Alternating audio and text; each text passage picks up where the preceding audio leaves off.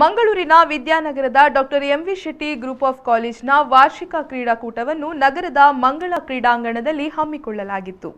ಈಗಾಗಲೇ ಶಿಕ್ಷಣ ಕ್ಷೇತ್ರದಲ್ಲಿ ಸಾಧನೆ ಮಾಡಿರುವ doctor MV Shetty group of ಕಾಲೇಜಿನ ವಾರ್ಷಿಕ ಕ್ರೀಡಾಕೂಟವನ್ನು ಸಂಭ್ರಮದಿಂದ ಆಚರಣೆ ಮಾಡಲಾಯಿತು. ಮಂಗಳೂರಿನ ಮಂಗಳ ಕ್ರೀಡಾಂಗಣದಲ್ಲಿ ನಡೆದ ಕ್ರೀಡಾಕೂಟಕ್ಕೆ ಮಂಗಳೂರು ವಿಶ್ವವಿದ್ಯಾಲಯದ ದೈಹಿಕ ಶಿಕ್ಷಣ ವಿಭಾಗದ ನಿರ್ದೇಶಕ ಹಾಗೂ ಅಧ್ಯಕ್ಷರಾದ ಡಾಕ್ಟರ್ ಜೆರಾಲ್ಡ್ ಸಂತೋಷ್ ಡಿಸೋಸ ಅವರು ಚಾಲನೆಯನ್ನ ನೀಡಿದರು.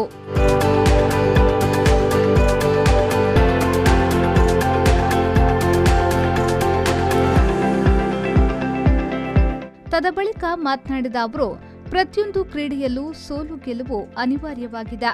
ಅದನ್ನ ಮೆಟ್ಟಿ ನಿಂತು ಉತ್ತಮ ಕ್ರೀಡಾಪಟು ಆಗಬೇಕು ಎಂದು ಕರೆ ನೀಡಿದ್ರು. And Dr. M. Shetty Group of Colleges, I think they have got many health related institutions, allied science, health sciences, physiotherapy, as well as lab technology, nursing. All of you students, I am sure I don't require to tell you much about the health aspects. But normally it is we, the experts themselves, take it for granted, right?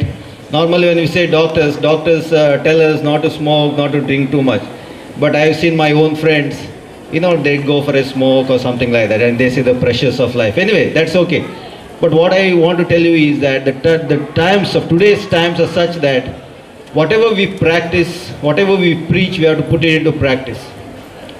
Right? And this is the age where you can lay the foundation for a good healthy life in your 30s, 40s, 50s and beyond.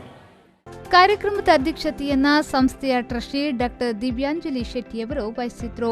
ಈ ವೇಳೆ academic director doctor Suma S Rai, ಸಿಒಎನ್ನ principal professor Christina Sachuvarki, ಐಪಿಎಸ್ಎಂನ principal doctor Prakash Amin, ಸಿಒಎಸ್ಎಚ್ನ principal doctor Satish K, ಎಸ್ಸಿಎಸ್ನ principal Jayalatha K, ಎಲ್ಎಸ್ಸಿನ principal Aarathi H Shetty, ಐಎಎಚ್ಎಸ್ನ principal professor Shripriya H ಮೊದಲಾದವರು ಉಪಸ್ಥಿತರಿದ್ದರು. ಕಾರ್ಯಕ್ರಮವನ್ನು ಸಿಒಪಿನ principal professor L Gladson Jose ಸ್ವಾಗತಿಸಿದ್ರು. ದೈಹಿಕ ನಿರ್ದೇಶಕರಾದ ಜಯಪ್ರಸಾದ್ ಎಂ ವಂದಿಸಿದ್ರು. ಉಪನ್ಯಾಸಕಿ ಡಾಕ್ಟರ್ ಸುರಭಿ ಅವರು ಕಾರ್ಯಕ್ರಮವನ್ನ ನಡೆಸಿಕೊಟ್ರು. ಇನ್ನು ಕ್ರೀಡಾಕೂಟದ ಪ್ರಯುಕ್ತ ವಿದ್ಯಾರ್ಥಿಗಳಿಂದ ಪಥಸಂಚಲನ ಸುಂದರವಾಗಿ ಮೂಡಿಬಂತು.